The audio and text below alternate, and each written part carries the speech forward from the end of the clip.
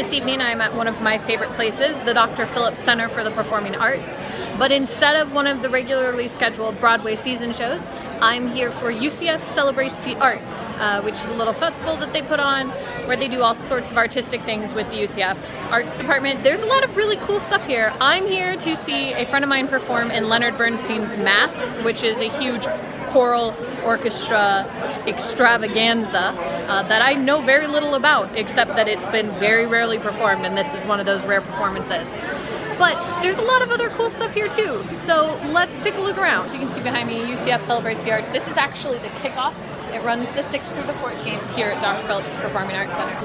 They have a live recreation of painting here. So it's like this mixture of performance art and physical art, which is really cool. And there's this collection of totems lining the staircase.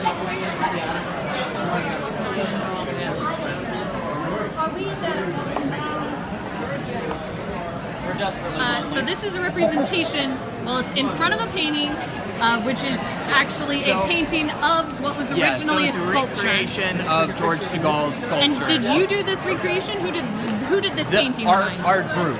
Okay. So these guys did most of the painting, as well as her. These two switched places because the jacket and everything. I can't imagine that being warm at all. Yeah. No, it doesn't look warm at all. All right. Well, this is really cool. Yes. Thank you. Thank you. I'm climbing the stairs and I get to see more of these awesome totems as you go. There's a huge amount of them. They're really neat. I clearly will need to come back here and spend some time looking at like the other art as well.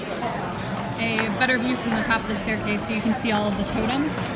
And you can also see a bunch of the live art installations that they've got scattered around, which is really cool.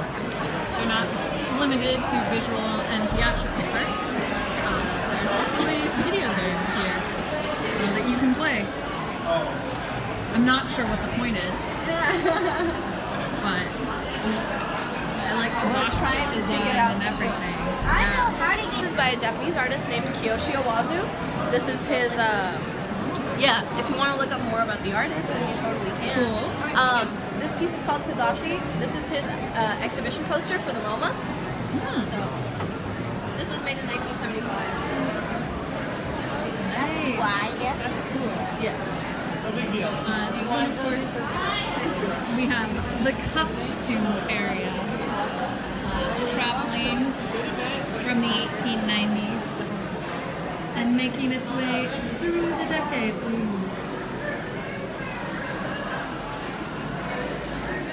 The 40s, the 50s, the 60s, the 70s, and the 80s. Turns out the 90s aren't good enough to be showcased here. They also have a series of mask displays. These are all used in UCF shows, and you have to look at the masks and guess the show. I've never been to a UCF show, so I would be very bad at this. Will you guys tell me about this piece? Sure. This is a piece by Peter Max. It was produced in 1968. It is called Different Drummers. And Different drummers? Yes. Okay. And it is it's like the height of his cosmic phase is what he calls it. And you can see with the stars and the planets up top.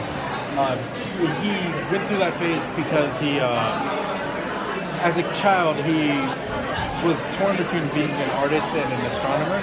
So he decided to implement the space themes together into the one piece. And this is also kind of like the height of his 60s work. And you can see with the very bold Color choices. Yeah, the very bold colors, the very bold outlines, and like the gradients. This was all like characteristic Peter Max. And he still does do artwork even to this day. He's about 80 years old. He lives in New York, and he does a lot of pop culture stuff. Like he has gone on record saying he just paints whatever interests him. So like it'd be like celebrities, presidents, like just the Statue of Liberty, like did a whole series on that. So it's like Oh, that's really he's cool. still very active. He made a very big cultural footprint on the country.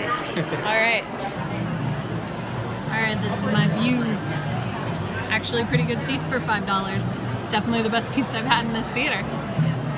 Well, the show is over. I can say for sure that this performance of Leonard Bernstein's Mass had a lot more dabbing and cell phones than the original 1971 production probably did.